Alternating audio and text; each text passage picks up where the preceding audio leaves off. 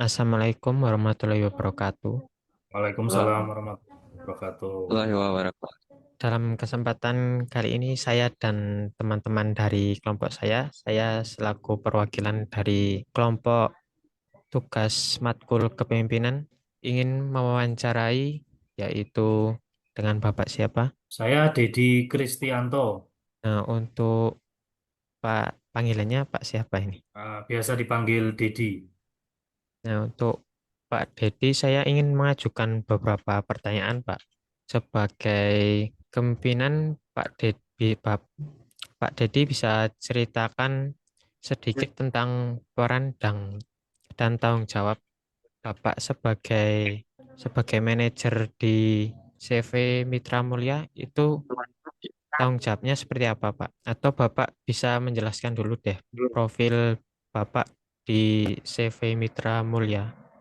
Oke, baik. Terima kasih Mas Galang. Ya, selamat siang. Assalamualaikum warahmatullahi wabarakatuh. Waalaikumsalam Waalaikumsalam warahmatullahi warahmatullahi wabarakatuh. wabarakatuh. Ya, perkenalkan nama saya Dedi Kristianto ya. Saya biasa dipanggil Dedi. Rekan-rekan sering panggil saya Dedi. Untuk posisi saat ini, secara status saya sebagai area manager ya, area manager di CV Mitra Mulia. eh, Distributor dari perusahaan Tirta Investama ya, Aqua. Ya, Ya, ya. terkait dengan peran dan tanggung jawab sebagai manajer ketika berbicara terkait dengan konteks pekerjaan, pastinya Hmm, adalah ke bagaimana perusahaan yang saya ampu, wilayah atau area yang saya ampu bisa mencapai target yang ditetapkan oleh manajemen. Itu garis besarnya, pokok poinnya di sana. Nah, pasti di dalam mencapai target perusahaan ada beberapa poin-poin poin-poin penting juga yang harus dijalankan ya, terkait ya. dengan pola development terhadap tim dan lain sebagainya seperti itu. Tetapi secara garis besar pokok intinya adalah bagaimana target perusahaan ini bisa tercapai gitu. Nah, baik Pak. Terima kasih. Sekarang pertanyaan yang selanjutnya saya ajukan yaitu menurut pengalaman Bapak, tantangan terbesar dalam memimpin sebuah ini sebagai jabatan manajer area itu apa Pak kira-kira? Bisa diceritakan? Oke, tantangan ya. Ya, Ini tantangan. terkait dengan tema leader ya, artinya leadership Iya, kepemimpinan ya. leadership. Iya, Secara umum, secara leadership, uh, konteksnya secara pribadi aja sih. Kalau kalau dari ya, saya, tantangan terbesar dari sebuah konteks kepemimpinan itu bagaimana kita bisa menjadikan tim kita, artinya subordinat kita yang di hmm, bawah kita itu nanti bisa minimal sama seperti itu dengan posisi saya sekarang gitu. hmm, Dan akan lebih senang sekali ketika tim saya pada akhirnya nanti bisa melampaui batas yang berada di posisi sekarang ini untuk saya seperti itu. Itu sebenarnya kalau secara pribadi tantangan terbesar saya bagaimana menjadikan tim-tim saya itu bisa bisa melampaui saya lah seperti itu pada pada kelanjutannya seperti itu. Kalau secara konteks kan saya punya supervisor itu ada empat. Nah, ada empat dan saya akan merasa berhasil ketika keempat orang ini nantinya bisa bisa enter bisa lebih target tinggi gitu ya Pak. strukturnya seperti itu. Ya, Seperti itu sih tantangan. Kalau secara pribadi seperti itu dari saya. seperti itu ya. Kalau untuk mengejar target nih Pak, bagaimana Mm-mm. dalam saat situasi sulit itu Bapak itu mampu menjaga kejujuran itu gimana menyikapinya gitu? Cara menyikapi itu pas ada tekanan terus kayak bisa mengejar target tuh biar bisa ngejar target perusahaan itu bagaimana? Oke, baik. Berarti terkait dengan konteks target, pressure, tekanan Ya tekanan, versus dengan bet- kejujuran gitu ya. iya Ya, bagaimana pasti cara kan. menyikapinya pas dalam tekanan gitu Pak? Oke, baik. Jadi ya pastinya ada ya ditemui di lapangan juga ini karena Iya. terkait dengan pekerjaan dan harus mencapai target. Pernah juga menemui bagaimana situasi-situasi tertentu itu terasa sulit. Artinya ketika kita lepas dari kejujuran, artinya kita menghilangkan satu poin yaitu integritas. Tetapi mungkin poin target bisa tercapai kan seperti itu. Tetapi ketika kejujuran kita pegang akan terasa sulit ketika mencapai target dan itu memang sebuah dilema ya dalam sebuah perusahaan yang berhubungan dengan omset kan seperti itu. Cuman kalau secara prinsip saya tetap berpegang teguh terhadap kejujuran karena kejujuran ini adalah hasil yang apa adanya seperti itu. Hmm. Ya, ada beberapa momen target itu tidak tercapai, tetapi ada reason atau alasan yang bisa dijelaskan seperti itu. Nah, artinya mungkin kondisi market sedang lesu seperti itu, demand konsumen itu berkurang karena banyaknya perusahaan-perusahaan lain yang mengeluarkan produk serupa seperti itu. Hal-hal seperti itu yang bisa dijelaskan ke manajemen. Ketika kita bisa menjelaskan secara terperinci, artinya walaupun mungkin kita tidak 100% capai target, tapi itu adalah hal baik yang akan dijadikan evaluasi. Berarti dari sisi manajemen akan melakukan perbaikan dalam hal apa. Nah, itulah yang inputan yang dibutuhkan manajemen. Seperti itu. Jadi, kalau secara prinsip kejujuran tetap harus dipegang teguh seperti itu. Dan dari kejujuran ini nanti bisa kita mencari solusi-solusi alternatif lainnya sehingga mungkin target berikutnya itu akan bisa lebih mudah dicapai dengan strategi yang baru seperti itu Mas Galang. Hmm. Ya, ya.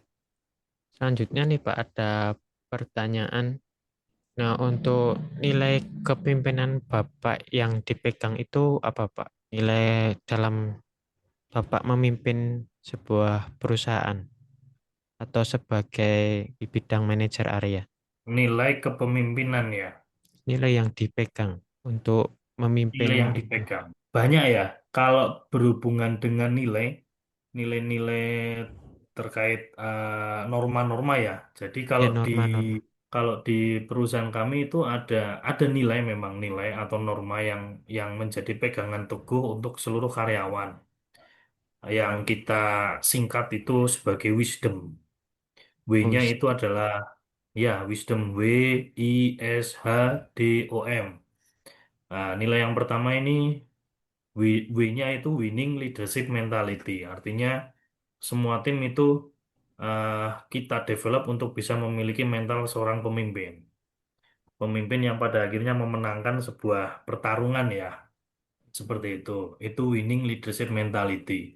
I-nya adalah integrity. Nah, di sini prinsip integritas itu berlaku, kejujuran. Winning leadership mentality, integrity, kemudian W, I, S. S-nya itu speed. Speed ya, ya, kecepatan. Artinya jembatan.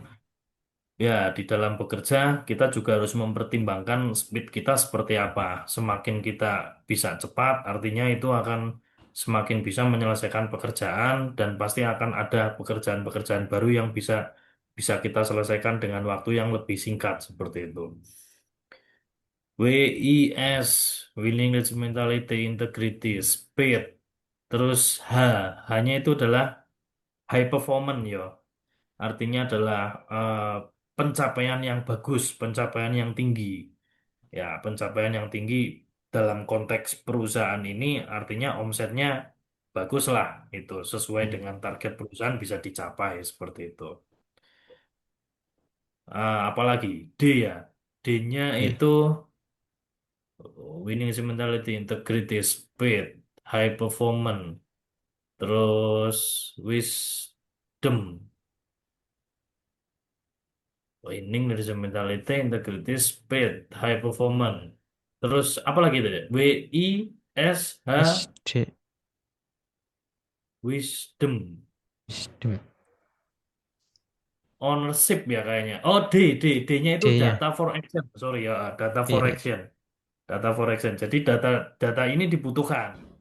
Data ini dibutuhkan seperti yang saya sempat ceritakan di awal, awal tadi ya. ketika ketika nanti misal katakanlah omset tidak tercapai kan pasti ada isu apa, reason apa Isu yang ya. dijelaskan itu data ya. Data Ya, itu yang bisa dijadikan untuk mengambil aksi. Action selanjutnya kan seperti apa? Action plan-nya seperti apa? langkahnya ya Gitu. Pak. Langkah-langkah Langkah-langkah selanjutnya selanjutnya. seperti apa? Ya, itu data for action. O, O-nya itu ownership. Nah, di Hmm, sini prinsip yang penting juga bahwa nanti ketika memasuki dunia pekerjaan ya, ownership ini artinya rasa memiliki. Artinya tidak bisa kita secara mindset itu normal, itu nggak bisa. Artinya ketika kita bergabung dengan sebuah perusahaan, rasa memiliki perusahaan itu juga juga penting. Artinya seperti itu. Jadi sepemahaman dengan owner lah, owner pemilik perusahaan ini pasti kan menginginkan hal yang terbaik untuk perusahaannya. Nah, kita harus jadikan searah bahwa gitu ya Pak. ya harus Harus searah. searah. Artinya juga walaupun kita misal katakanlah menjual menjual produk ya, artinya kita Hmm, karyawan, tapi kita bayangkan kita yang memiliki produk tersebut. Nah, pastinya kan kita juga akan melakukan apapun karena kita rasa memiliki produk tersebut untuk bisa lebih iya. berkembang, bisa bisa laku kan seperti itu. Itu. Oh, ownership. Yang terakhir adalah wisdom. M-nya adalah mindset growth. Nah, ini pola pikir yang terus berkembang seperti itu. Tidak tidak apatis lah seperti itu. Tidak stuck, tapi harus memiliki pola pikir, rasa ingin tahu yang selalu berkembang seperti itu. Nah, itu nilai-nilai yang kami terapkan di Ya. di perusahaan kami seperti itu. Gitu, Mas Galang. Nah, untuk pertanyaan yang terakhir nih Pak, menurut Pak Ded, pertanyaan terakhirnya itu pesan Bapak nih untuk kami-kami mahasiswa ke depannya agar bisa menjadi pemimpin yang istilahnya itu berintegritas untuk buat dunia kerja, Pak, gitu. Oke, pemimpin yang berintegritas gitu ya Iya, di dunia kerja. di dunia kerja. Baik, kalau secara pesan ya, artinya pesan buat teman-teman di sini yang nantinya akan memasuki dunia kerja terkait dengan kejujuran, ya berpegang teguhlah dengan kejujuran karena mungkin memang terasa akan pahit ketika hasilnya kita lakukan dengan kejujuran. Berbeda dengan kalau misal kita berbohong, itu akan terasa lebih indah ya, tapi apakah itu akan memecahkan sebuah persoalan atau permasalahan itu kan pastinya kan tidak. Justru ketika integritas ini lepas dari person masing-masing kita itu justru akan menimbulkan berbagai macam permasalahan yang akan muncul selanjutnya kan seperti itu. Kan ketika berbohong itu pasti kan tidak akan ada habisnya kan seperti itu kan. Akan habisnya ya ketika kita bisa menutup itu dengan kejujuran kan seperti itu. Nah, kembali lagi selalu selalu ingat pesan-pesan terhadap orang-orang terdekat kita, orang tua kita terutama ya. Kalau di sini Ya, teman-teman mahasiswa kan masih paling dekat itu dengan orang tua. orang tua. Berbeda nanti ketika sudah berkeluarga pasti akan menerapkan hal yang sama ke anak ya, artinya terkait Ya, kejujuran ini. Di situ. Ingat selalu pesan orang tua pasti juga kejujuran yang ditanamkan mereka ke kita seperti itu. Itu aja sih kalau dari saya, simple.